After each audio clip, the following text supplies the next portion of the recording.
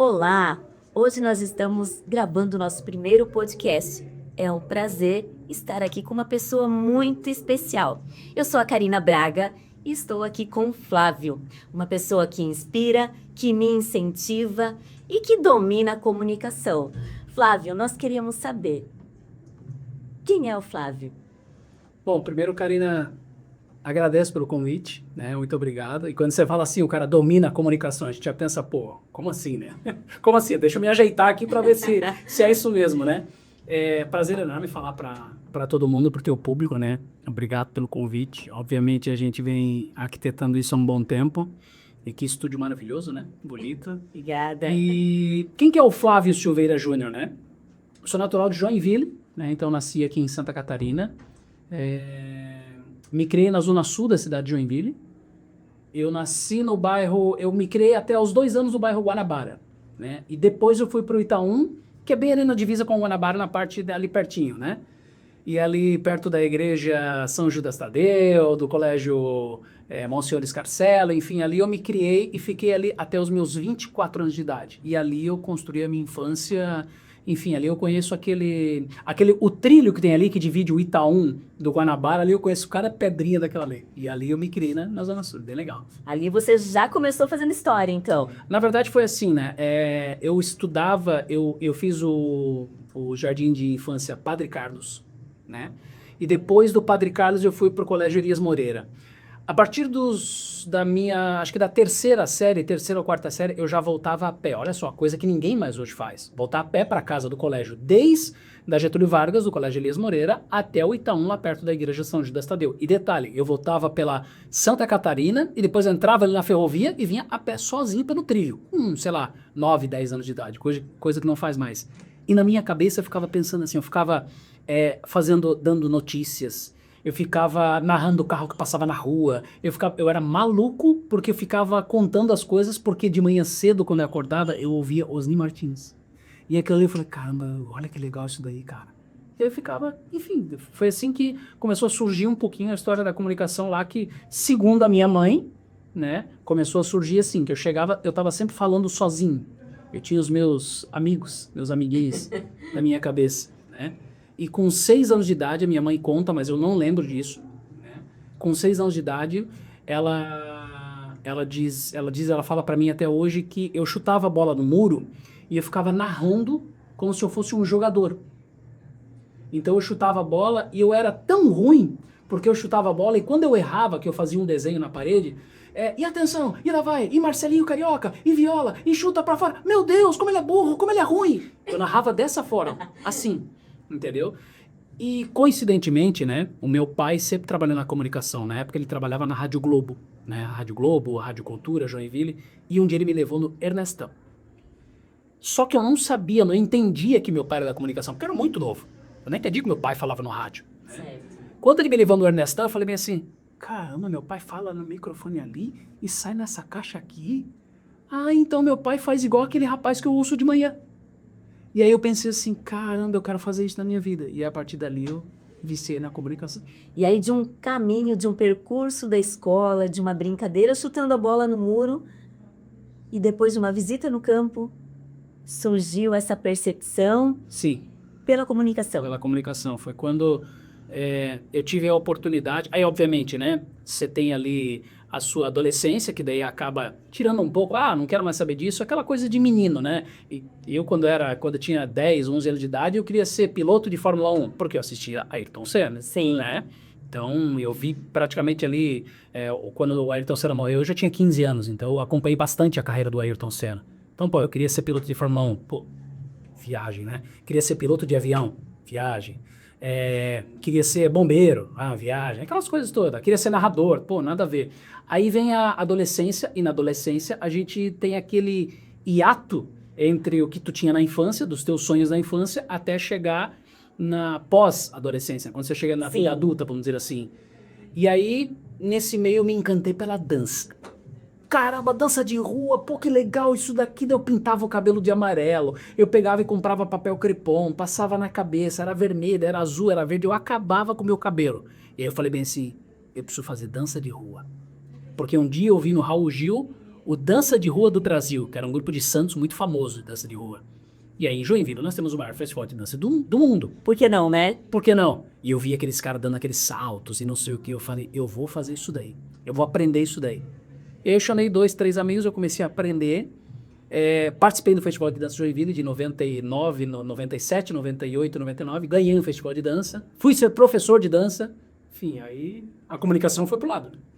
Já foi vendo uma outra realidade. Outra Os realidade. amigos super toparam a ideia. Outra realidade. E aí você se viu fazendo uma coisa totalmente que não envolvia comunicação, né? Se viu na dança e foi trabalhar com dança, Flávio. Na verdade, assim, era um trabalho porque era remunerado, mas era registrado em carteira, Sim, não sei o quê. aham. Eu tinha lá 18, 19 anos e eu dava aula num colégio, né? Então esse colégio pagava a hora para mim e eu dava aula. E eu acabei sendo campeão do Citadino de Dança aqui de Joinville com o grupo que eu dei aula, com a coreografia que eu formei. Aí quando eu ganhei o Festival de Dança de Joinville, eu falei bem assim, cara, não quero mais dançar. Agora eu quero fazer outra coisa. Assim, Do nada. do nada, não quero Deus mais. chega de dança. Sabe aquele negócio assim? Eu atingi o ápice, eu ganhei o festival, é isso aqui, eu acompanhei, legal, agora eu não quero mais. Eu desisti da dança, desisti de escutar rap, hip hop, parei com tudo. Vivi essa experiência, agora vamos buscar uma outra coisa. Isso mesmo. E aí, conta pra gente. Aí o que aconteceu, né? Com 21 anos, né? Aliás, com 20 anos, eu entrei bem tarde na faculdade. Com 20 anos, eu entrei na faculdade porque eu não queria saber estudar. Até contando uma curiosidade aqui, eu sou um péssimo. Não acredito. Sempre fui. Não é possível. Não, eu sou um péssimo. Não. Cara, assim, ó, hoje eu amo leitura, adoro estudar, adoro ensinar, adoro, sabe, adoro isso. E eu odiava isso, eu tinha pavor de sentar na sala de aula. Olha só. Eu odiava ir pro colégio, eu fazia de tudo pra faltar no colégio. Só cumpriu o Várias protocolo. vezes eu faltava a aula, que a minha mãe mandava eu a pé pro colégio, eu dava a volta na quadra, ficava jogando bola no campinho lá em cima e não ia pra aula. Olha Obviamente, o Elias Moreira ligava pra ela, por que o Flavinho não tá vindo? E aí chegava em casa, a conversa era outra. Não, apanhava. Naquela época, pai, a tia, apanhava. Não, se tu não apanhou, meu amigo, eu apanhei pra caramba. Tu apanhou, Karina? Meu Deus, eu apanhei. É? Apanhei. Bati também. O filho da Karina que tá aqui atrás, apanhou já alguma vez? Isso, eu nem larguei quanto. Não me arrependo, Flávio. Claro. Não. Aliás, tá faltando isso na educação, né? Se hoje nós somos o que somos e estamos onde estamos, foi porque Cara, nós se tivemos uma uma boa boa educação, hein? né? A minha mãe, eu saía correndo, ela jogava cabo de vassoura, chinelo. Uma vez ela jogou uma telha em mim. Uma vez a minha mãe jogou uma telha em mim. Nossa! Sim, ela tava fazendo não sei o que, ela tava, sei lá, arrumando, que meu pai tinha feito uma obra lá em casa, o tal do famoso puxadinho, né? Fez um puxadinho, sobraram umas telhas, uns tijolos, minha mãe tava lá e eu enchendo o saco dela, pegou um caco de telha e tacou em mim. Imagina isso na cabeça. Mas imagina o que você não fez pra ela chegar a esse ponto, né, Eu Flávio? era bem tranquilo quando era jovem. Pois então. Bem tranquilo. E aí, enfim, quando eu desisti da dança e entrei na faculdade, quando você entra na faculdade, né, você entra naquele novo mundo, fala, Agora eu sou universitário. você é universitário. Importante. Eu preciso vestir um pouquinho melhor, porque tem as meninas, né? Sim. Tem as meninas bonitas, as famosinhas da faculdade, não sei o quê, e parará. E eu comecei a me interessar por conta da dança, eu comecei a me interessar um pouco mais por música. Música no geral, tá? E eu já vou conectar com uma outra história, né? Música no geral, eu comecei a me conectar com música. Falei bem assim, cara, que legal, né? Cantar, tocar algum instrumento, alguma coisa assim. E aí, eu sempre cantei, mas eu nunca fiz parte de grupo algum, Olha só. tá? E de repente o SBT lançou um concurso chamado Popstar, Lembro. né? Que formou o grupo Bros. Primeiro formou o grupo Ruge, Isso a mesmo. Sererê, pra quem é da eles acham que nem sabem, né? Você sabe o que é Ruge, Bros, a Sererê, essas coisas aí. Isso. Que na época era um fenômeno. Aquilo era um fenômeno. Estourou, assim, né? Nossa, é sensacional, né? E aí precisava se inscrever, né? Mandava um CD, olha só, mandava um CD com uma carta pelos Correios, aquele CD, naquela carta, você mandava pro SBT, os produtores ouviam aquela música que você cantou a capela, no máximo com violão, não podia ter produção para eles ouvirem, para eles poderem ouvir bem a tua voz. E aí eu fui chamado. Só que eu pensei assim, pô, então eu canto pra caramba, fui chamado. Só que foram chamados 36 mil candidatos que passaram do Brasil inteiro. E nessa época, passava A seletiva, né? Mas Passava a seletiva. As eliminatórias. Eu lembro porque eu assistia. Você assistia? Sim. E o que acontece? Quando começou a gente... Passei, né? Ah, passei. Tá, e agora? O que acontece? A gente fazia as eliminatórias em São Paulo. Tinha que ir para São Paulo com o dinheiro do seu bolso, o próprio recurso, vai para São Paulo para gravar as eliminatórias. E aí, universitário entrando nessa fase, como foi isso? Assim, eu estava no meio da faculdade, porque eu lembro que eu fui para São Paulo, acho que foi mais ou menos abril, maio, por aí, né? Eu fui para São Paulo e, obviamente, eu faltei direto, né? Por quê?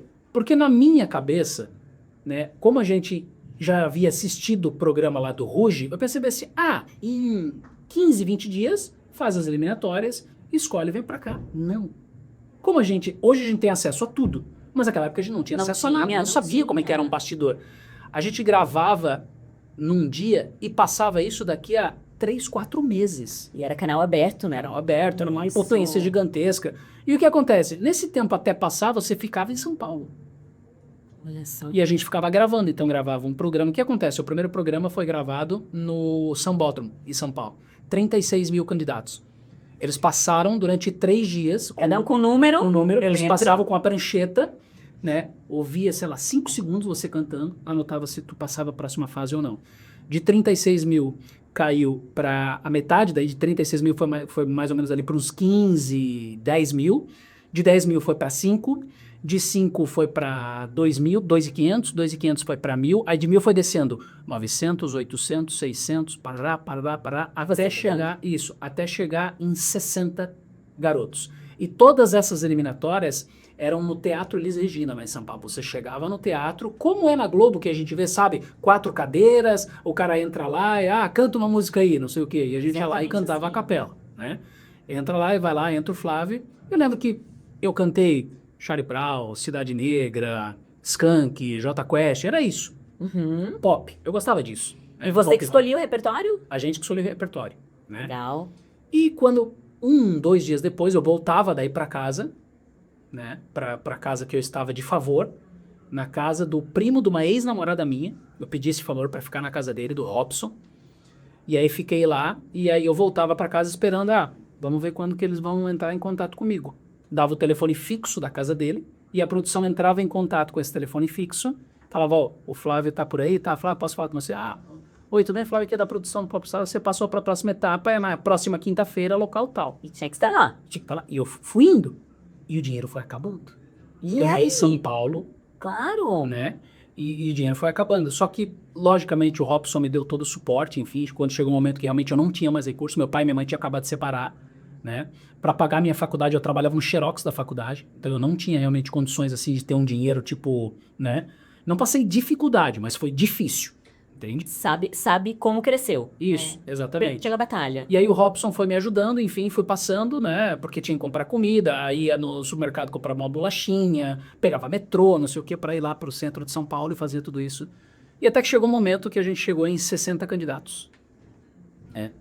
E quando eu chego em 60 candidatos, passa um filme na minha cabeça, eu penso assim, cara, tinha 36 mil homens aqui, rapazes, meninos, e eu tô aqui no meio. Será que eu sou bom mesmo? Você se perguntava isso? Eu pergunto, será que eu sou bom mesmo, cara? Porque da minha visão, tipo assim, cara, não pode. Tem tanta gente aqui que, cara, é impossível. Isso aqui é montado, isso aqui é mentira. A gente sempre acha que é mentira. Tantos talentos no mesmo lugar, disputando né? Isso. Quando chegou em 60 garotos, a gente foi para os estúdios do SBT. Aí eu conheci o SBT, quando era na Anhanguera, né? O IMB, acho que era Anhanguera ou IMB, não lembro. Acho que era no IMB. E lá eu conheci os estúdios do SBT, e lá a gente fez o teste de vídeo. Ou seja, passava no vídeo, eles entravam numa coisa. O que era o teste de vídeo? Era imaginar como se a gente estivesse no palco do Domingo Legal. Inclusive, isso foi gravado nos estúdios do Domingo Legal.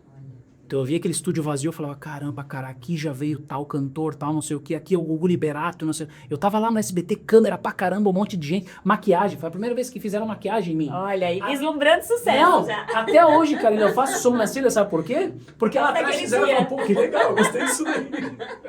E aí elas arrancam aqui os pelinhos da sobrancelha, passa pó e não sei o que, e pá, e eu falei, caramba, que legal. Teste de vídeo. Depois que você faz o teste de vídeo, eles liberavam você pra voltar pra sua cidade. E eu já tava, sei lá, 2, 3 meses em São Paulo, Olha. né? E quando eu volto para minha cidade, o programa estava iniciando em rede nacional. Estava lá na etapa dos 36 mil. Só que o programa passava todo sábado, se eu não me engano, à noite. Isso mesmo. Né? Só que durante a semana a Sônia Abrão falava, porque o menino, o candidato tal, e não sei o quê, e parará, daí passava na Adriane Galisteu, Sônia Abrão, Gugu, Silvio Santos, todo mundo falava disso aí, porque o SBT tinha que vender o produto dele. Sim. Né?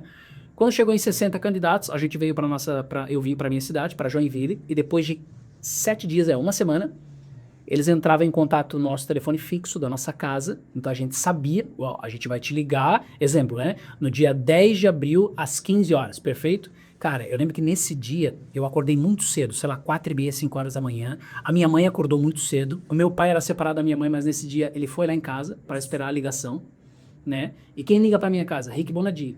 Ai, que legal. E aí ele que liga, oi Flávio, tudo bem? Eu falo, oi Rick, fala. Tipo, todo nervoso, moleque, né? Tipo, e aí ele bem assim, então Flávio, deixa eu considerar alguns pontos na tua apresentação. E ele começa a te jogar para baixo, né? Técnica de sanduíche. Sim, vai. sim. Ele te joga pra baixo, daqui a pouco ele te joga pra cima, não sei o quê. E Flávio, e eu lembro que a frase dele foi assim, Flávio, infelizmente, né, você não vai poder, né, ficar aí na cidade de Joinville. Você vai vir pra São Paulo. Cara, eu chorei muito. E a emoção A de minha todo mãe se ajoelhava mundo. na janela, eu lembro até hoje da cena, assim, que eu tava dentro de casa, no telefone, e ela do lado de fora, na janela, ela se ajoelhou e chorava tanto. Eu vi que meu pai saiu, começou a chorar e não sei o quê. Eu falei, caraca, meu, passei. Aí o que a gente ia? Desses 60 candidatos, passavam 36 que iam pra Casa Pop. Essa Casa Pop era como é o Big Brother Brasil. Transmitido direto, aí você conversava com Deus do Mundo, com vários artistas. Eu conheci Rick Martin, eu conheci Jota Quest, eu conheci, nossa, Cidade Negra. Cara, muita banda assim da época da Sony Music. Sim. Né? E o auge foi o Rick Martin. O Rick Martin tava muito estourado, com Maria, com não sei o quê, com Living La Vida Louca. Sim. Então ele era um artista, tipo, muito top naquela época. Ele chegou lá, e aliás, eu nunca vi um cara tão bonito na minha vida. Porra! Sinceramente, não, sinceramente. Se tem um cara pra ter esse tom, aquele ali, quando eu olhei, eu falei, caraca, o cara é bonito mesmo. Cara, É de verdade. Não, é de verdade. De verdade. E aí, beleza, daí eu passei, fui pro programa, só que aí tem uma curiosidade. Quando eu chego na Casa Pop, na minha cabeça, eu já meio que malandro, eu olhei bem assim, tá, peraí, deixa eu analisar cada candidato, observador. E eu pensei assim, o Ruge tem uma negra, uma loira, uma japonesa, né, um moreno normal, como eu, assim, uma morena, né, e, enfim, era cada etnia, né. Era representado pelo grupo. Pelo grupo. E quando eu chego lá, eu olho que tem um rapaz que tocou comigo numa banda que eu tinha tocado amador aqui em Joinville, que era o tecladista da banda, Jean. Que foi o Jean que inclusive ganhou. Sim.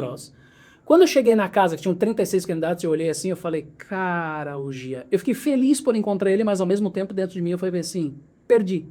Sabe por que eu perdi? Porque eu olhei, o Jean é o único japonês dos 36. Eu pensei, eles vão escolher o japonês. E eu e o Jean da mesma cidade. Você acha que o SBT vai formar uma banda nacional com 2 pessoas de Joinville? Não, Não, né? Não, né? Aí eu, tipo assim, eu meio que não quero mais saber do programa. Avacalhei, comecei a avacalhar, não ensaiava, não fazia nada direito. Tipo, toquei o dane-se mesmo, não tô nem aí. E foi sendo eliminado 1, 2, 3, eu falei, ué, mas... E ainda assim você fui permanecendo. Fui ficando. E o que acontece? O Rick Bonadio formava alguns grupos de 5 garotos e sempre colocava eu junto com o André, que virou popstar, com o próprio Jean, que era o japonês, com o Matheus, E eu vi que, tipo assim, a minha competição era com o Felipe Duarte, que depois ele virou até vocalista dos Travessos. Sim. A minha competição era com ele. Por essa competição ser sempre eu contra ele, no one-on-one, eu virei muito amigo do Felipe. Né? E aí, tipo assim, cara, então sou eu contra o Felipe. Ele me elimina ou eu elimino ele. Só que o Jean também tava na banda. Eu falei, cara, eles não vão deixar 2 pessoas de Joinville. E o que acontece? A maluca, eu digo assim, da Sônia Abrão, descobriu isso. E durante o programa, aquele Melhor da Tarde, não sei como é que se chamava na época lá no SBT, ela começava a falar assim, sabia que tem duas pessoas na mesma cidade, são os únicos dois representantes do sul do Brasil, que inclusive já tocaram na mesma banda, Jean e Flávio. Eu fiquei famoso no Brasil inteiro, o Jean ficou famoso no Brasil inteiro. Sim. Ela acabou com o esquema. Nesse meio tempo, eu vi que o Jean foi chamado várias vezes, né, para um bastidor, e aí trocaram a inscrição dele para ele ser de Paranaguá, porque o Jean ele é natural de Paranaguá, mas a inscrição dele ele mandou Joinville. Então, se você pegar, inclusive no YouTube, ver as primeiras participações quando aparece Jean Marcel, tem lá Joinville e Santa Catarina. Nos programas mais pra frente tem Jean Marcel, Paranaguá, Paraná. Só que quando eu vi isso, eu falei bem assim, cara, então pode ser que de repente eles me escolham, de Joinville, e o Jean. Só que a Sônia Abrão começou a dar tanta ênfase nisso. E no meio disso tudo, Flávio, como você estava, né? Percebendo, entendendo a dinâmica de como funcionava Sim, o programa, sim, sim, já sim. tinha uma visão de futuro, né? Aham. E como estava o Flávio nesse momento? Triste, acabaram. Eu imagino. Triste porque, assim, eu não vou ser escolhida. Porque na minha cabeça, assim, cara, aqui tá a oportunidade pra eu mudar a minha vida, mudar a vida da minha família, ser um cara estourado na música e não sei o quê, enfim. Até que chegou um dia, numa eliminação, eu fiquei entre os 10 últimos candidatos e fui eliminado. Perfeito. Chegou na fase final. Cheguei na fase final. A fase final fui eliminado, ok. O Jean realmente entrou na banda, Sim. né? O Felipe realmente entrou na banda. Me tornei muito amigo dos meninos. Inclusive, quando o Bros veio pra Joinville, a produtora pediu pra minha banda, que depois eu entrei, o grupo Que Beleza, abrir o show do Bros. Eu estava lá. Tu estava lá? Eu estava lá. Tinha 15 mil pessoas, cara. Sensacional aquilo. E a partir dali, quando eu voltei pra Joinville, eu não sabia o que estava acontecendo fora das câmeras, né? Por trás das câmeras. Sim. Quando eu chego em Joinville, eu lembro que eu fui eliminado numa quinta-feira e na sexta-feira tinha o Rutana. Lembra do Rutana? Lembro. Aí na sexta-feira eu vou no Rutana, sem saber, tipo assim, foi eliminado, pô, filho, que pena, né, não sei o quê, pô, eliminado, tipo, sei lá, era próximo de agosto isso. Mega conhecido já, porque já tinha virado garoto Quando eu popular. cheguei no Rutana, agora vem assim, tu não é um menino do Popstar? E eu todo envergonhado. Aham, sou. E agora? Ela pegou um guardanapo, foi a primeira vez que eu dei autógrafo na minha vida. Olha, que bacana. Dá um autógrafo pra mim, tipo, eu pensei assim, o que eu vou escrever no guardanapo? E agora? E eu peguei e escrevi um F bem maluco assim, escrevi Flavinho, né? Fiz um F lá, não sei, Flavinho, pá. Eu fui entrando daqui a pouco, 1, 2, 3, naquela época, acho que mal tinha celular com câmera, eu nem tinha, se eu não me engano, era 2003, 2004, eu acho que nem tinha. Não tinha. Eu lembro que eu bati umas fotos, e na época tinha lá, Look Here, The Night Meets, bateram fotos minhas, presença na casa, a banda lá no palco falou, e eu tipo assim, eu fui sozinho, naquele dia no Rutana. Que é isso, né? O momento de fama inesperado. Quando eu cheguei à noite, eu cheguei de madrugada em casa, eu lembro que eu tava com o carro da minha irmã, cheguei de madrugada na casa e falei assim, cara, eu tô famoso, cara. E agora, como é que eu faço pra aproveitar isso? Né? Eu preciso sair de casa. Eu preciso aproveitar, eu preciso sair de casa. Eu vou sair de casa. Vou no sábado num pagode, num hamburgão. Nossa! Aqui em Janeiro, que tinha muita gente, muita. Quando eu chego nesse pagode, de novo, parou o pagode, pô, Flavinho. Aí já naquela época tinha muita gente que andava com máquina fotográfica, não sei, algumas coisas. Sim. Tava a banda lá tocando, o grupo Beleza Pura na época. Aí bati foto, dei autógrafo de novo, em guardanapo, em papel, isso. Foi incorporando o artista, né? Já Vou fiquei aproveitar grande, o meu momento de fama. Já fiquei grande daí, Peraí, né? se no Rutana me recebeu dessa forma, Imagina. aonde eu vou estar? Vai ser assim, porque eu tô bem conhecido. Quando eu chego nesse pagode, o dono da banda, o Emerson, fala bem assim, eu preciso conversar contigo. Eu falei, opa, vamos conversar. E eu queria exatamente aquilo, eu já fui pra aquilo, entendeu? O Beleza Pura era a maior banda da cidade, eu falei assim, cara, e os caras, eu via já o movimento do pagode, os caras não tinham um vocalista, só um vocalista fixo lá na frente. Tinha o cara do violão cantava, o cara do cavaco, mas não tinha um cara só do vocal. E aí o Emerson chegou, pô, que eu queria que tu virasse vocalista da nossa banda, não sei o que. Eu falei, pô, já era. Olha. E aí a banda, tipo, ela deu um salto, a banda, o grupo Beleza Pura, a gente chegou a sofrer, inclusive, um processo, porque em São Paulo ficaram sabendo do grupo Beleza Pura, porque a gente fazia Globo, Rede TV, SBT, fazia as televisões locais aqui, fazia umas fora, a gente tocava Paraná, Santa Catarina e alguma coisa Rio Grande do Sul, né? Por conta da minha ida pra banda, a banda ficou, como é que é?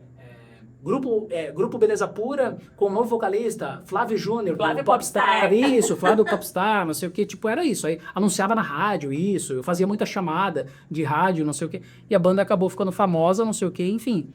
E aí chegou um momento que, tipo, eu virei o pagodeiro. Não sei como, virei pagodeiro. Até hoje, quando eu vou cantar música de pagode, meu filho tá aqui, a prova viva disso, eu não lembro das letras. Porque o pagode, pra mim, ele parece que não foi feito pra mim. Como pode? Eu não ouvia pagode, eu não gostava de pagode. Pagode nunca entrou na minha cabeça. Mas, de repente, até que é um balanço legal, não sei o quê, porque eu me identificava muito com o Rodriguinho. Porque como eu gostava de dança de rua, de rap, os Travessos, que era uma banda lá de trás, o Rodriguinho vinha com uma viseira, cabelo pintado, uma luva, cantava meio rap, não sei o que falta pra ele. Isso é amor da série. Isso, é isso. Eu falei assim, cara, eu gostei desse cara aí. Eu quero fazer o que ele faz. Bacana, vamos tentar. E aí foi assim, então a minha participação na música foi isso. Aí chegou do nada também, eu falei pra esse cara, não quero mais. E a faculdade? Travou, perdi. Ficou. Reprovei na faculdade e, consequentemente, teria que fazer mais um ano. E falei assim, não quero mais. Vou tentar na música.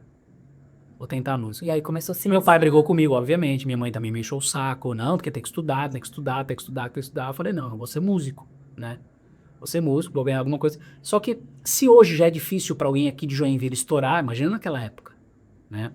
Naquela época, tipo, não tinha como. Só que... E a gente tinha uma certa facilidade em trazer público, porque naquela época não tinha nenhuma rede social, não existia nada. Tanto que não tem registros, alguns, são raríssimos, os registros da gente tocando em YouTube, Instagram, Facebook. Sim. Foi antes do Orkut. Imagina, então não tinha rede social. Era no boca a boca. E a gente tocava na quinta-feira do pagode, botava 2.000 pessoas no Big Bowling, pagando a entrada. Sem ser show nacional, era a gente tocando. Então eu falava, caramba, a gente é grande. Né? E ali eu achei que iria ser um famoso na música. Quando eu vi que eu não iria ser, eu simplesmente um dia cheguei na manhã da banda e falei assim, eu não quero mais. Os caras ficaram acho que uns 3, 4 anos sem falar comigo. Olha. Como assim tu vai sair, cara? Tu tá louco? Eu falei, não quero mais. Mas por que? Eu não sei o que. Não, porque eu não quero mais, eu não tô afim. Eu vou ficar fazendo o que aqui, cara? Pô, já tenho, eu tava com 25, acho. Não, 26. Eu já tenho 26 anos, cara. Eu preciso trabalhar, eu preciso, sei lá, cara. Não quero mais, não quero mais, não quero mais. E aí eu desisti. E nesse meio tempo, o que o pagode me trouxe de benefício foi a minha esposa. E aí você conheceu a Paola. Eu já conhecia ela, na época de Elias Moreira, e até que um dia eu tava no pagode, e ela me viu na Bierô, e veio falar comigo, e a gente conversou, lembra de mim? Lembro, não sei o quê, papo vai, papo vem, não sei o quê, enfim, a gente ficou muito amigo no começo, muito amigo mesmo, né, de dar carona, ela dava carona pra mim, eu dava carona pra ela, né, porque eu não tinha carro, mas ela tinha. Então eu pegava e emprestava o carro da minha irmã quando a minha irmã não saía. Aham. Morávamos eu, minha mãe e minha irmã. E aí, nessa de dar carona, papo vai, papo vem, fiquei com a Paola. E aí fiquei com a Paola e do dia que eu fiquei com ela, foi 14 de agosto de 2004, 2 dias depois, 16 de agosto, era meu aniversário, eu convidei ela pro meu aniversário, a partir dali a gente ficou junto e nunca mais separou, já estamos 21 anos juntos. 21 anos de casado. Qual o segredo para manter esse casamento? Conheço a Paola, gente. Beijo, Paola. Maravilhosa, né? Aliás, conheço a família do Flávio toda. E tive a honra, o prazer e a oportunidade também de ser a professora do João, que inclusive está aqui com a gente, né? Uma família muito especial, eu diria. Beijo, meu amor. Te amo. E quando eu conheci a Paola, a gente aproveitou muito os pagodes, né? Muito, muito, muito. A gente dançava muito, curtia muito, eu não sei o quê. Só que chegou um momento que eu falei assim, cara, eu preciso trabalhar, eu preciso ser alguém na vida, eu preciso, né? Eu quero casar, eu quero fazer alguma coisa. E a gente já tava morando junto, eu e a Paola. A gente ficou junto, a gente deu o primeiro beijo no dia 14 de agosto. E em outubro, a gente já tava morando junto. Olha, super rápido. Muito rápido. Tipo assim, vamos juntar as tralhas, vamos testar, vamos ver o que dá e Deixa os ouvidos decididos. Deu certo. E eu não conheço, e assim, é até uma raridade, é uma pena. Eu não conheço nenhuma pessoa da minha idade hoje, no meu círculo de amizades, no ciclo de pessoas que eu tenho e no círculo que, enfim, todo mundo que... Não tem nenhuma pessoa da minha idade que tem 21 anos de casado que eu conheço. E, geralmente o cara tem 10 anos de casado, mas já teve 8 no outro casamento, ou já tem um outro filho, ou já tem, né? Tem muita gente separada hoje em dia, né? Muita mãe solteira, muito não sei o quê, tipo, é raridade. Sim. Não tem ninguém da minha idade. E qual é o segredo, Flávio? O segredo, uma vez o Gabriel Fronzi, da 89 FM, não podia falar isso, né, Gabriel? Mas eu vou falar aí das... Uma vez ele chegou pra mim, porque o Gabriel, se eu não me engano, ele tá casado, acho que pela 2ª ou 3ª vez. Ele tava num momento ruim no casamento dele, chegou pra mim, tipo assim, cara, eu vejo que tu tem um casamento legal, eu observo assim teu tratamento, tu com a tua esposa, qual que é o segredo? E aí eu falei pra ele assim, cara, sabe o que a gente faz todos os sábados? Desde quando a gente se conheceu, todos os sábados. É muito raro a gente não fazer isso. E o João tá aqui, a prova. A gente pega o carro, eu e a Paola, e a gente diz que a gente é amigo do dono do posto de gasolina. A gente faz uma bebida, entra no carro. É errado beber dirigindo? Completamente errado. Mas eu tô confessando algo que a gente fazia. Hoje a gente faz ainda. Bota um coolerzinho dentro do carro, não sei o que, e sai e não entra em lugar nenhum, e a gente bota os papos em dia todos os sábados. Sai tipo 8h30, 9h da noite, volta 1h da manhã pra casa. Sem rumo. Sem rumo, sem briga. Eu pergunto como foi o dia dela, ela pergunta como foi o meu dia, ela pergunta e aí como é que tá na rádio tal, no jornal tal, não sei o que. Eu pergunto a ela como é que ela é advogada, então como é que foi tal processo, tal cliente, assim assado, né? Enfim, a gente vai conversando. E outra coisa que a gente faz também há muitos anos, meu filho cresceu, então hoje ele não tem problema em ver isso. Talvez se uma criança hoje visse o pai e mãe fazendo isso, seria diferente, que é o quê? A gente sempre toma banho juntos, sempre. Não existe o banho do Flávio sem a Paola, não existe o banho da Paola sem o Flávio. Olha só. A gente precisa tomar banho juntos. Se eu já tomei banho um dia sozinho, que eu tô em casa, tomei meu banho, não sei o quê, e a Paola chegou em casa, se ela vai pro banho, ela me chama. Ou se ela tá em casa, eu vou pro banho, vamos, e vai. E lá a gente fica mais 30, 40 minutos conversando. Bota os dois sentados no box, o pé no chão, deitado, ela com as pernas aqui, eu com a perna pra lá, e a gente vai batendo papo. É isso.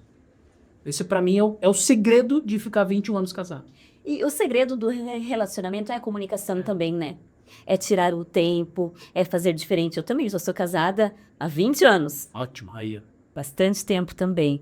E os casais precisam conversar mais. E os casais não conversam? Não. Cara. A vida é muito corrida, a gente entende, mas tempo é uma coisa que a gente tira, né, Flávio? Então, assim, a gente faz a escolha desse tempo também. Então, para fazer acontecer, para dar certo, precisa do diálogo. Porque se ele não tiver, fica complicado. Nada dá certo sem conversa. E assim, é óbvio que a gente tem os dias ruins, é óbvio que tem discussão, é óbvio que como qualquer casal. Mas a gente resolve muitas coisas nesse sábado. A gente resolve muitas coisas no banho. Porque se a gente deixasse o casamento, é até uma dica que eu dou, se deixar, pô, você tá com a sua namorada, com a tua esposa, se deixar pra conversar depois que acontece alguma coisa de ruim, cara, você vai de cabeça quente, ela vai de cabeça quente, só vai jogar meme no ventilador. E só cresce, né? Entendeu? Só cresce, tipo, cara, vamos tomar banho junto. Tipo, o meu filho hoje, pô, ele tem 15 anos, ele não se importa em ver o pai e a mãe dele tomando banho junto, né? Hoje talvez se um adolescente, uma criança vê um pai e a mãe tomando banho, não, isso não pode, imagina. Porque ele cresceu. Porque ele cresceu vendo isso. Exatamente. Ele cresceu tendo essa rotina, inclusive quando ele era bebê, ele era criança, a minha sogra ia pra nossa casa pra gente sair no sábado. Não tem isso, a gente tem que ter o tempo do casal. Tem que tirar. Independente se tem filho pequeno, se tem que ter o tempo do casal, tem que ter o tempo de conversa, tem que ter o tempo da briga, tem que ter o tempo da cama, tem que ter o tempo de casal. E é por isso que dá certo. Que bacana ouvir a tua história. Admirável, Flávio. Parabéns. Parabéns. Isso aí. E foi naquele, muita gente diz que foi por causa dela que tu abandonou o pagode. Não, cara, não foi. É porque na minha cabeça eu tava perdendo tempo cantando pagode já com 26 anos de idade. Isso lá em 2006, entendeu? E depois, né, Flávio? Aliás, 25. Tudo tem fases na vida da gente, né? E ali você percebeu que era hora de mudar. E agora nós queremos saber, né? Depois de desistir do pagode, casado com a Paola, o que aconteceu na tua vida? Bom, eu trabalhei em banco porque eu via que o meu pai, ele trabalhou durante muitos anos em banco, né, no Banco Besc, né? Nossa. Então, meu pai, durante anos, eu cresci vendo ele trabalhar no banco. E eu cresci vendo meu pai fazer o quê? Viajando para fora do Brasil. Eu cresci vendo meu pai viajando para o Nordeste. Eu cresci vendo meu pai trazendo presente para minha mãe, não sei o que. Eu falei bem assim, cara, eu quero ter a vida desse cara. Eu quero fazer o que ele faz. Vida boa, né? Só de ver meu pai acabou se separando da minha mãe, então depois eu acabei não vendo meu pai se separando da minha mãe, eu tinha acho que uns 12, 13 anos. Só que antes disso eu via muita coisa, né? Do meu pai viajar com a minha mãe, enfim, fazer isso. Eu lembro do carnaval no Rio de Janeiro, meu pai ia pra Marquês de Sapucaí assistir os desfiles, então, pô, eu quero a vida desse cara. Só que ele nunca me contou que o banco é uma porcaria. Assim, eu tenho pavor de banco. Por quê? Assim, eu não gosto de entrar no banco, foi um trauma muito grande, porque o banco, eu perdi Vários momentos da vida do meu filho eu perdi por conta do banco. Por conta de horário? Por conta de horário, por conta de... Porque todo mundo acha que o banco é assim, começa às 10, termina às 4.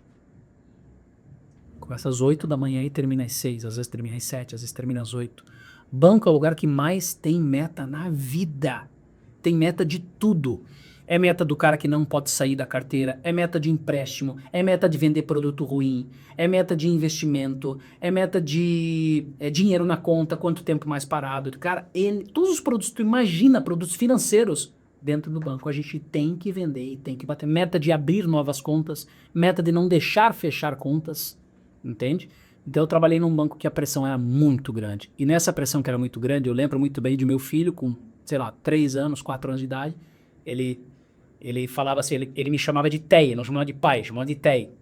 Ô Tei, vamos brincar? E eu olhava pra ele e falava assim, eu não tô afim, cara. Sai daqui, sai daqui. Tipo, certo, ele nem lembra disso, mas eu lembro disso e eu olhava a carinha dele. Por quê? Porque na minha cabeça tava tudo assim muito... Sabe aquele... Demais, essa cobrança. E a minha esposa vinha fazer um carinho em mim, eu já ficava assim, sabe? Arisco. Arisco.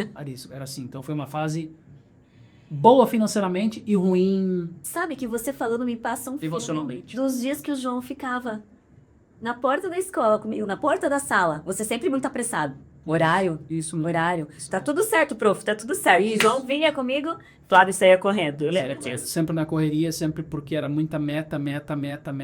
Eu lembro que tinha meta de vender previdência privada. Nossa, assim, ó, banco nunca mais na minha vida. Aí o que acontece? Eu lembro que foi assim, né?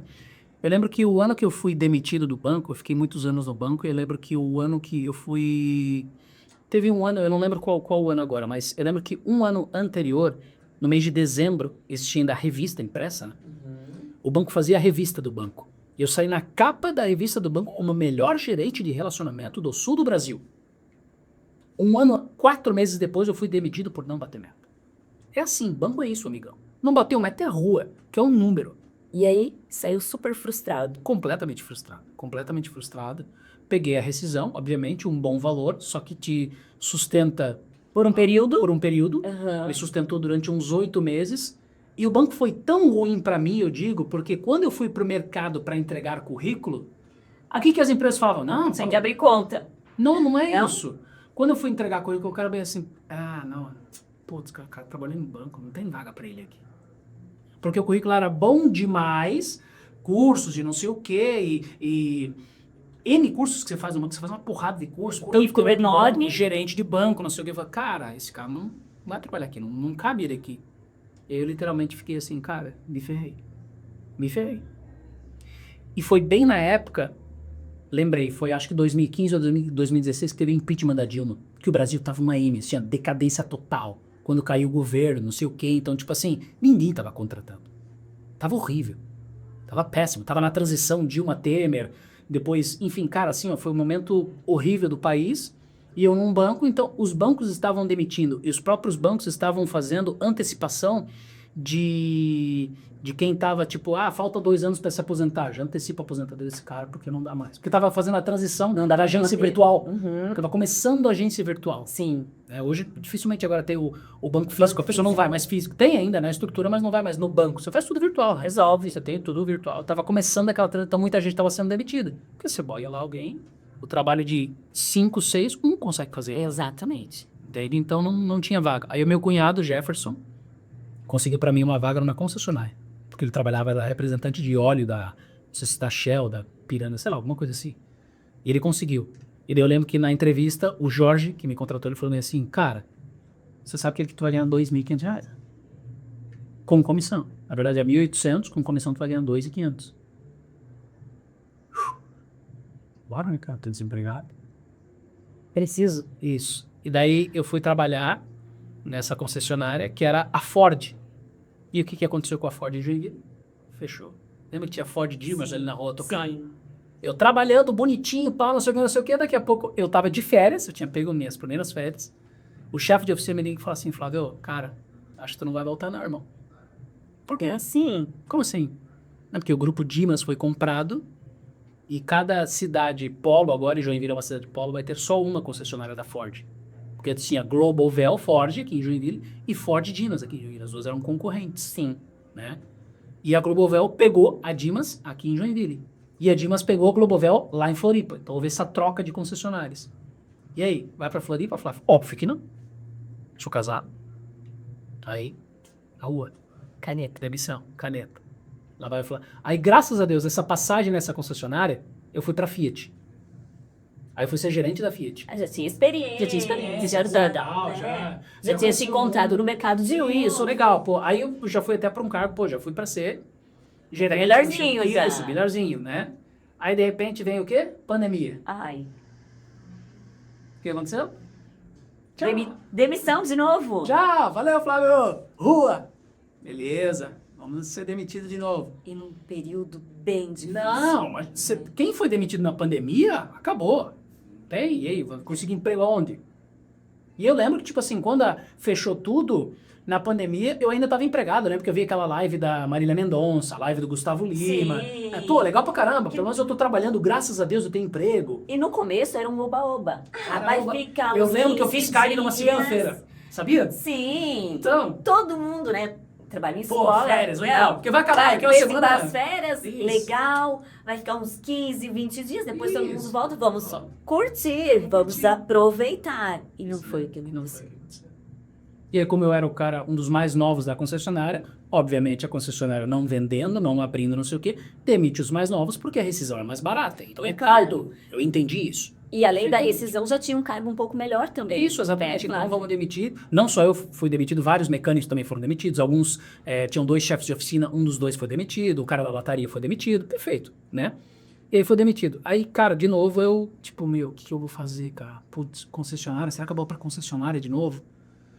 Aí, de repente, eu fiz um curso no YouTube que você aprendia a movimentar o seu LinkedIn de uma forma... Hoje é muito fácil, você só coloca lá, disponível para o mercado de trabalho. Tá assim hoje o LinkedIn? Sim, né? Mas sim. naquela época não tava assim. Naquela época eu tinha que fazer umas maracutaia lá para o teu LinkedIn aparecer só para recrutadores. Antigamente era assim.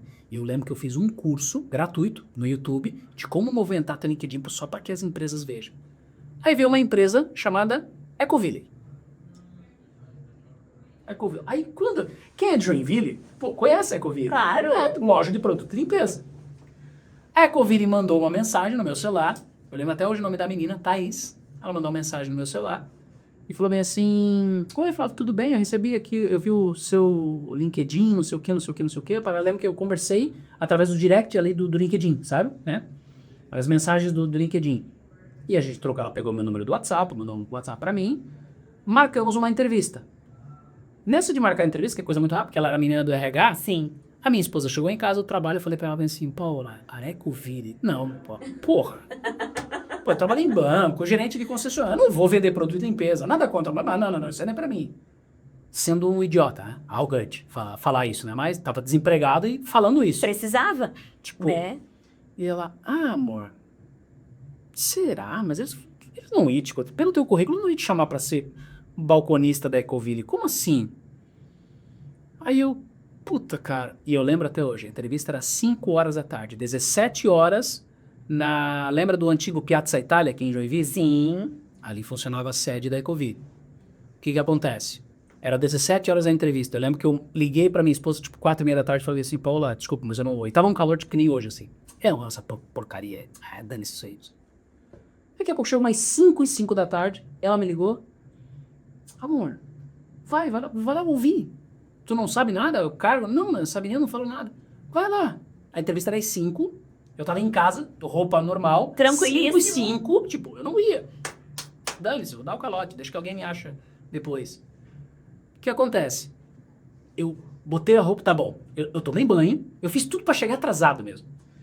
Eu tomei banho, arrumei cabelo, passei desodorante, escovei o dente, botei a roupa, não sei o que e fui. Cheguei lá na Ecoville, tipo, 5h50. A minha entrevista era às 5. Quase uma hora depois. A minha entrevista era às 5. Quando eu chego na recepção, eu olho um monte de jovem, um monte de gente, batendo tambor, não sei o que. Eu falei, que isso aqui, cara, uma seita? Que porra é essa de Ecoville? O que eu tô fazendo aqui, cara? Aí eu falei, cara, não, isso que coisa de maluco, isso aqui é uma igreja, cara. Isso aqui é uma seita. Eu vou embora disso aqui. Na recepção, e eu tomando um chá de recepção. Tinha uma menina sentada, igual tá teu filho ali, sentada ali. E ela, boa tarde, eu venho fazer uma entrevista, só aguardar. Falei, ai meu Deus do céu, cara. Tipo, ela não perguntou meu nome, eu só falei que ia fazer uma entrevista, né? E aí chegou mais ou menos umas 6h15 e chamaram. Quando me chamaram, eu falei assim, porra, eu ainda tô dentro do esquema? Tá bom, vou. Andei em um corredor, fui lá no final da sala, sentei com uma mulher chamada Janaína Marcon. E aí ela sentou, oi Flávio, tudo bem? Não sei o que. Então, né? Aqui nós somos da Performance Ecoville Franchising, não sei o que, parará. Ela começou a falar, Opa, já me arrumei na cadeira nessa hora. Deu bem assim, tá, mas então isso aqui não tem nada a ver com uma loja da Ecoville. Ela tem, em partes. Aí eu, tá, tipo assim, beleza. Papo vai, papo vem, ela, vou te passar pra próxima etapa. A etapa foi tudo ali no mesmo dia, né? E essa Janaína já era gerente, que era chefe dessa Thaís que me ligou. Essa Janaína tava falando comigo, não sei o quê, passou um diretor da empresa, né?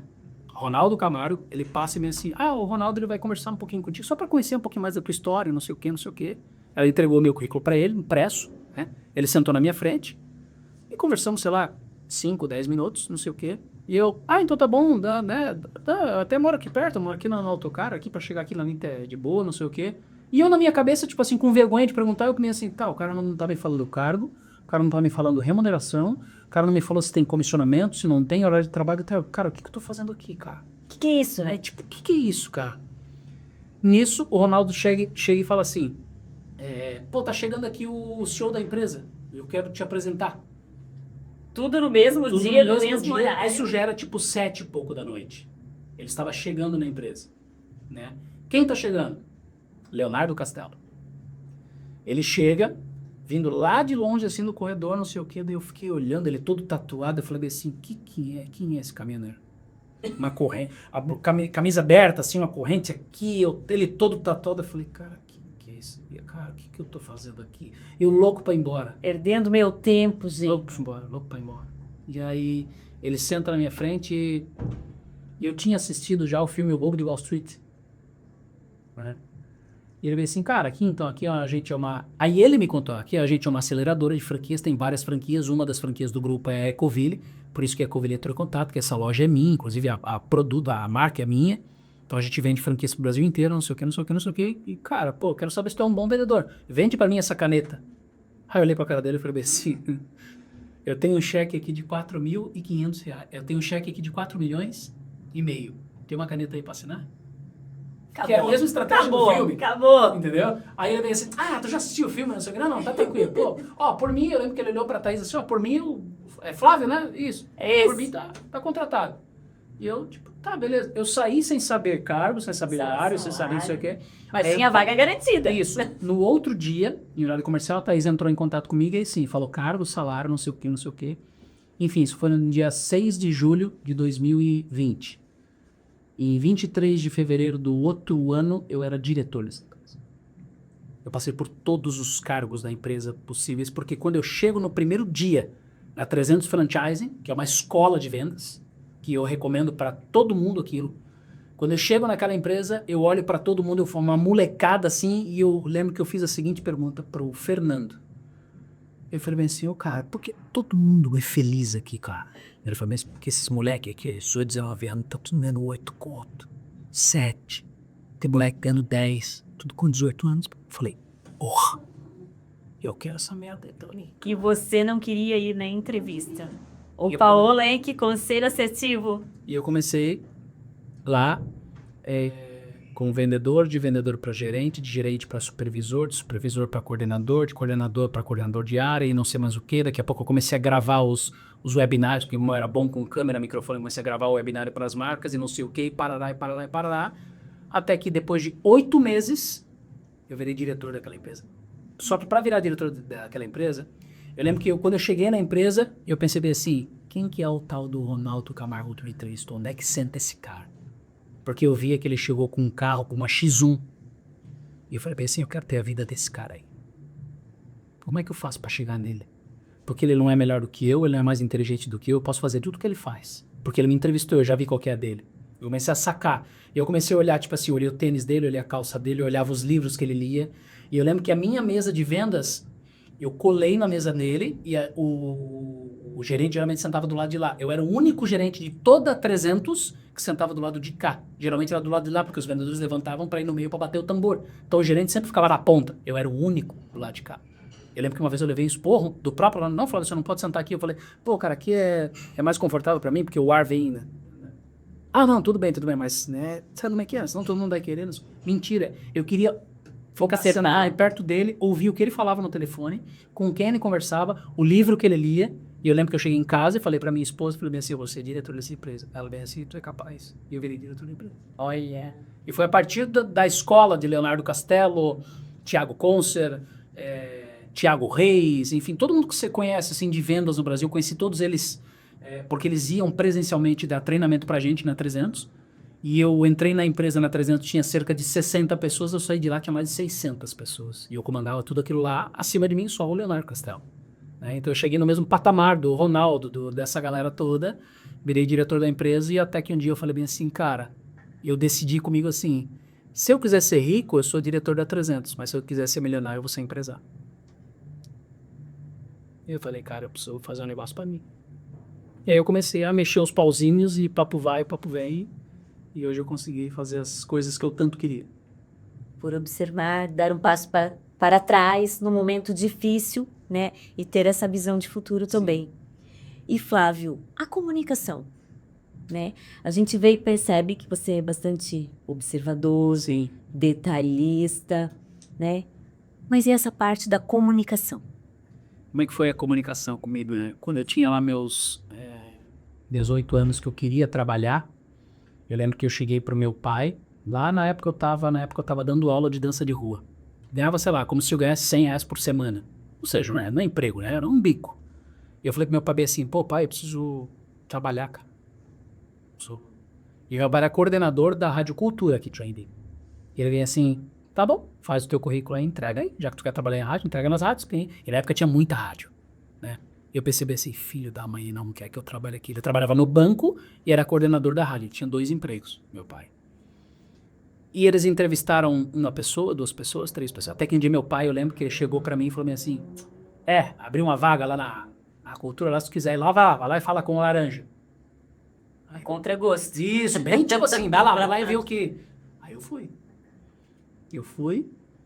Falar com o Laranja e fui ser operador de áudio. Então o cara que senta atrás da mesa ali, mexe nos botões, eu fui ser operador de áudio. E entrei na Rádio Cultura. Certo. Então, quando eu trabalhava em rádio, né, depois eu acabei, lógico, né, linkando rádio com... Sempre rádio fez parte da minha vida, rádio e televisão, junto com os empregos... A trajetória profissional, Isso. né, seguiu. Acompanhou. E a comunicação sempre fez parte disso. Sempre fez parte disso. Quando eu descobri que eu era um locutor, como que eu descobri? Existia um programa na Rádio Cultura chamado Estúdio 1250. Eu era o operador de áudio desse programa. E o apresentador desse programa era o Wilson França, falecido Wilson França. Só que o França faltou nesse dia. Eram 2 horas de programa. Quando falta alguém no estúdio, isso eu tô falando em rádio AM, rádio FM só toca música. Rádio AM é fala. Por isso que eu falo tanto, porque eu sempre trabalhei em rádio AM. Nada contra o locutor de FM. Mas pra falar a hora certa o nome de música, até meu filho sabe. É a minha opinião e de vários que vieram da rádio, né? E aí acabou chegando a hora do programa, o locutor não veio, eu falei, tá, beleza. Aí você solta uma vinheta que tem gravado a hora certa, né? Cultura informa, 5h47. A vinheta já gravada que algum locutor gravou. Eu lembro que eu soltava umas 2 músicas, comercial e a vinheta. E eu botava a vinheta. Nada, não saía. Comercial. Dominou o microfone. Voltou do comercial, tinha que botar a vinheta toda certa, Cultura informa, sei lá, não sei o que, botei a vinheta. Não. Eu levantei, fui lá no estúdio, onde tava o Laranja, falei assim, Laranjinha, cara, a vinheta lá tá travada, irmão, o que eu faço? Ele pega o microfone que tem na tua frente e fala assim, ó, fala a hora certa. Ele só falou isso, fala a hora certa. Eu falei, meu, cara, eu não vou fazer isso, cara. E a Cultura era uma potência. Todo mundo ouvia a Rádio Cultura. Era uma potência, assim, que os melhores comunicadores estavam lá. Né? E aí eu falei, caramba, cara, eu não vou falar. Passou 1 hora, sei lá, passou 30 minutos, eu não vou falar. Daqui a pouco veio o Laranja e disse assim, a hora, irmão, tu tem que falar, cara, é protocolo da rádio. Tá, eu lembro que daí eu puxei o microfone e ajeitei na cadeira. Sempre pra falar, né? Aí eu comecei. 5h48. Isso eu tremia. Veio o Laranja na hora de lá, ele falou bem assim, irmão, tu tem que falar o seguinte, cultura informa a hora certa. Aí você fala, 17h48. É assim, cara.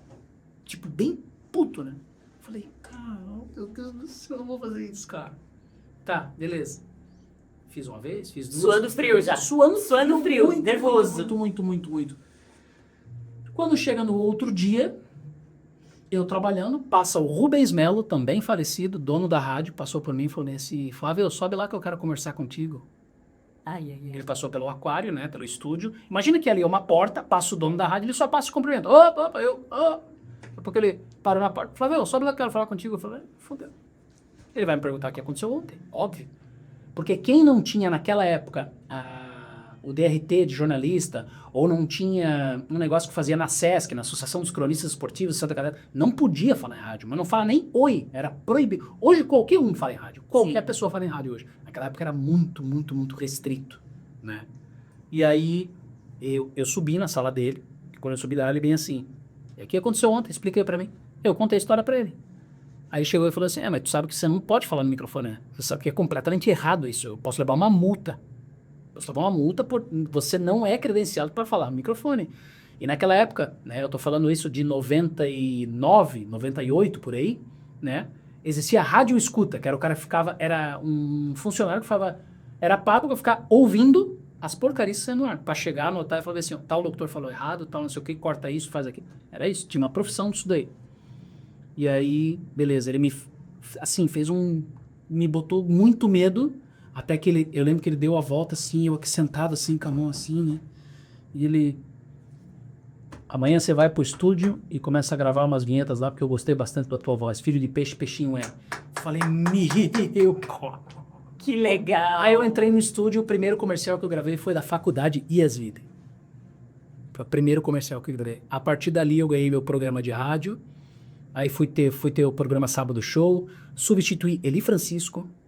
Então, trabalhei ali com os de Martins, ali, Francisco, o Cacá Martão, a Ariva Procman, só os feras da comunicação, os Lincoln, né? Conheceu muita gente. Tava no meio dessa galera, assim, que era de peso, sabe? Falei, eu aprendi com esses caras. O meu pai, que também era comunicador ali. Né? Então, e a partir dali, nunca mais larguei o microfone. E para ser narrador também foi a mesma coisa. Eu não sabia que eu ia ser narrador. Eu era um cara que tinha um programa. Quem comunica no rádio, Não. Quem narra? Pode ser o comunicador? Também não. Por quê? Vamos lá. O narrador é um contador de histórias do que está passando dentro do campo. Mas nem sempre ele tem o dom da palavra para falar outras coisas fora o mundo do futebol. Tanto é que muita gente diz que o Galvão Bueno fala muita besteira, né? Tipo, meu Deus, o Galvão Bueno viaja. Ele era antigamente um excelente narrador. Hoje, né, tá velho já, praticamente aposentado, mas na época do rádio, o Galvão Bueno era excepcional. Só aquilo ali. Abriu a boca para falar outra coisa, meu Deus do céu, né? E tem vários comunicadores que acham que pode falar, que podem narrar, então são mundos completamente diferentes. Muito mais fácil o narrador virar um comunicador do que um comunicador virar um narrador. Porque você tem que falar muito rápido, você tem que contar muitas coisas que ninguém tá vendo. As pessoas estão só imaginando. E as pessoas que estão do outro lado, e eu sou fã da rádio, assim, ó. Né? Você sabe, já tive história pra você. E principalmente quando eu escuto o jogo, me causa uma ansiedade, porque fala tão rápido, agora vai ser um gol, agora vai dar certo, agora não vai dar. Né? Tá aqui o Murilo, eu grito, eu vibro, assim, ó. É muito legal essa parte de entender como essa transmissão acontece. Como já foi um bastidor de transmissão de jogo de futebol? Não. Nossa, é excepcional. Meu filho já foi algumas vezes comigo. Não, nunca tive essa oportunidade, mas... E eu sou um cara bem avoado pra isso, sabe? Até meu filho é prova disso. Vários jogos eu chego e perguntava pro Gabriel Fronzi, né? Se ele estiver assistindo, ele é prova disso. Tá, o Jack joga contra quem hoje mesmo? Ele, cara, é Jack, tipo assim, sei lá, Jack Criciúma. Que rodada que é? Aí é a quinta. Beleza? Tipo, meia hora antes do jogo. Por quê? Porque eu aprendi um segredo lá atrás de que tu não precisasse se preparar pra narrar. Que quanto mais tu se prepara pra narrar, tu vai ficar nervoso e vai errar. É um dom, né? Eu aprendi lá atrás. Comunicar, falar é um dom. fazer perceber com que o outro entenda o que você está Isso. querendo passar. Isso mesmo. E aí eu virei narrador porque eu era um comunicador da Rádio Cultura e o Charles Fischer, que é um exímio narrador, ele trabalhava na Rádio Cultura e estava saindo da Cultura para ir para Transamérica, fazer jogos do Jack na FM, né? Transamérica FM. Era ele, Danuta, o filho do Wilson França lá, o Bruno França, não sei o quê. Então abriu vaga na Rádio Cultura para ser narrador. E quem vai ser narrador? Não acha narrador ali na esquina, entendeu? Até que o JP, o repórter, olhou pro meu pai era coordenador da rádio, e falou bem assim, tá aí, tá merda aí, não narra aí? Aí eu posso fazer. Era pra fazer futebol de areia da praia, lá da Enseada. Lembra? No verão. E aí meu pai chegou e falou bem assim, tá, e meu pai é narrador, né? Meu pai é narrador de Globo, não sei o que. Então assim, meu pai já tem uma visão. E meu pai chegou e me chamou na casa dele, ele morava lá no final da rua São Paulo, lá na rua Salete, lá não sei o que, ele me chamou e falou, eu vou te ensinar, e quem quer ser narrador eu vou dar dica, eu vou te ensinar como é que narra um jogo. Você nunca mais vai esquecer. Você precisa decorar o nome de 3 pessoas de cada time, só, mais nada. É o goleiro, um do meio, um do ataque, só, não decora mais ninguém. Só decora o goleiro. Quem que é o goleiro aqui? É o João. Quem que é o do meio ali? É o Maurício. Quem que é o atacante? É o Roberto. João, Maurício, Roberto. Do Criciúma é isso. Aí quando eles entram em campo, você fala, beleza, o Maurício é o que tem a fitinha na coisa. Seria o Maurício, beleza. O goleiro, isso aqui é o João, né? O goleiro é o João. O que tem a fitinha no braço é o Maurício. O atacante lá. O atacante é o Roberto. O Roberto é o Negão. Negão lá, o Altão lá, o Negão, o Altão lá, o Fortão é o Roberto. Beleza. Então, todo o jogo acontece, a história do jogo acontece tudo em volta dessas 2 figuras aqui. Então, eu não sei o nome dele, mas o nome dele é Felipe, né? Mas quando o Roberto aqui na frente está com a bola, por exemplo, se chega o Felipe e rouba a bola do Roberto, eu falo que o Roberto perdeu a bola. Até eu esperar o Felipe virar o número da camisa para mim, para eu olhar para a camisa dele, olhar para o papel e ver que, beleza, é Felipe. Aí automaticamente a tua memória começa a falar assim, o loirinho, cabelo pulado ali é Felipe, que joga ao lado do Roberto. Com 15 minutos de jogo, você decora uns 22 tá em campo. Rápido. E assim foi. Foi a dica que meu pai deu. E Flávio, e essa parte de mentoria, né? Como eu falei no início, o Flávio é uma pessoa que inspira, incentiva e ele compartilha muito daquilo que ele sabe, né? Para a evolução das pessoas. Como surgiu isso? Aluna do Flávio, apaixonada pela A mais aplicada. Em primeiro lugar. Primeiro lugar, exatamente. Né? Porque eu também gosto muito, aquilo que a gente transmite é o que nos move. Sim. Também. Sim. Mas essa mentoria surgiu como? Surgiu de ver tanta gente sendo enganada na internet. De tantos cursos na pandemia sendo vendido, tantas pessoas ficarem milionárias vendendo porcarias na internet, que é o que mais tem, 99% é porcaria e talvez 1% sirva, né? E quando eu comecei a ver que tinha gente vendendo curso de comunicação na internet, eu falei, não, peraí.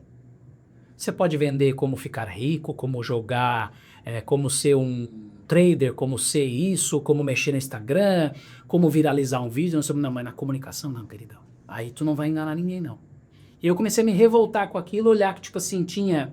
E nada contra esses caras, mas assim, o Wendel Carvalho nunca foi um radialista para dar curso de comunicação. Ponto. Pablo Marçal nunca foi um radialista para dar curso de comunicação. Ponto. E vários outros gigantescos aí do mercado, né? Dando curso de comunicação assim, a rodo. Falei bem assim, cara, quem são esses caras para falar que são comunicadores? Só porque eles estão... O próprio Joel J, que ele tem o dom da comunicação, na minha opinião, ele não pode dar um curso de comunicação. Ele nunca sentou no rádio, ele nunca sentou numa televisão, ele nunca apresentou um telejornal, ele nunca esteve diante de... Tá entendendo? Agora ele é um cara famoso, agora não. Como assim tu tá falando do Joel J? Amigão, desculpa, mas o que o Joel J vai te ensinar com técnicas de comunicação? Será que ele vai te ensinar num posicionamento de palco? Talvez, porque hoje ele dá palestra. Mas será que ele vai te ensinar o dom do improviso? De quando falta uma vinheta no rádio? Será que ele vai te ensinar a ser um narrador? A pensar? A falar que quando você vai narrar um jogo de futebol, para quem quer ser narrador tem que decorar só o nome de 3 pessoas? Ele sabe de tudo isso? Será que ele sabe o que é não ler um teleprompter ou ler um teleprompter? Agora, se o Thiago Leifert der um curso de comunicação, aí paga pau, porque é o Thiago Leifert. Entendeu? E aí eu me revoltei e falei assim, cara, eu vou criar o meu. Aí eu criei a minha mentoria, dando dicas de como se comunicar em diversas áreas. E Flávio, né? Nosso tempo está acabando, mas qual o segredo para boa comunicação? O segredo da comunicação é saber comunicar, não é gritar. É falar e saber que os outros estão te entendendo. Esse é o segredo. Não é porque eu estou falando aqui, se de repente você não entendeu nada do que eu falei, errado sou eu. Eu preciso me fazer por entender. Esse é o segredo da comunicação. Se faça por entender. É isso. Se fazer por entender é o segredo da comunicação. Não significa que você tenha uma oratória excepcional, e aqui até vai mais eu adoro dar umas alfinetadas, mas tem um tal de... É o professor da oratória aí, que segundo ele foi campeão mundial de oratória, não sei o que, não sei o que. Cara, ter oratória não é ser comunicador. São coisas completamente distintas. Não é porque eu falo bonito, falo bem, explico bem, não sei o que eu sou um exímio comunicador. Não, não é assim. Tem grandes diferenças. Então, na comunicação é isso. É saber fazer com que o outro te entenda. Se o outro não te entendeu, tu tá errado. E não é falar bonito. Não é falar... É ser claro. E falar com vários públicos. Você que é professora, né? Se eu falar com jovens de 15 anos, eu tenho que ter uma linguagem. Exato. Se eu falar com um público de 50 anos, é outra linguagem. Se eu falar com um público meninos de 8 anos, eu não posso chegar para os meninos de 8 anos, atenção, agora a gente vai ver aí como é que você se torna um exímio comunicador. O menino de 8 anos vai falar bem assim, o que é exímio? É verdade. Tá É entendendo? verdade. Agora eu vou ensinar vocês a ser um comunicador assim, ó, legal, massa. Vocês vão aprender a falar muito doido no microfone. Eu quero ser, tio. Eu quero falar, eu quero falar. Isso, é isso. É ter essa linguagem. É isso. Flávio, quero te agradecer. Se hoje nós estamos aqui gravando esse primeiro momento, é porque sim, o Flávio me inspira, me incentiva, e é a pessoa que me fez estar aqui hoje e falou, vai. E eu perguntei para ele assim, qual o segredo, qual a dica? E ele não falou nenhuma. E você... Seja você. Seja você, com leveza. Então, Flávio, eu quero te agradecer, né? Pela amizade já há mais de 10 anos, né? Eu vim calculando hoje, quanto tempo já que eu conheço o Flávio, a família? Já fazem mais de 10 anos, né? Conheço a tua família e tive esse prazer e essa honra de aprender mais com você, né? É uma pessoa que me incentiva, que me inspira e que eu gosto muito de acompanhar e aprender sempre. Muito obrigado. Amei. E assim, eu te agradeço por formar o caráter do meu filho, porque são os professores que formam o caráter das crianças quando as crianças não estão em casa. E a Karina é responsável pelo caráter que meu filho tem. Por isso que você é essa comunicadora, professora, pessoa tão especial, não só no meio da educação, mas também no meio da comunicação. Te agradeço pelo convite e segue com esse projeto que você tem o dom, já te falei isso. Obrigada, Flávio. Obrigado. Gente, grande abraço e até uma próxima.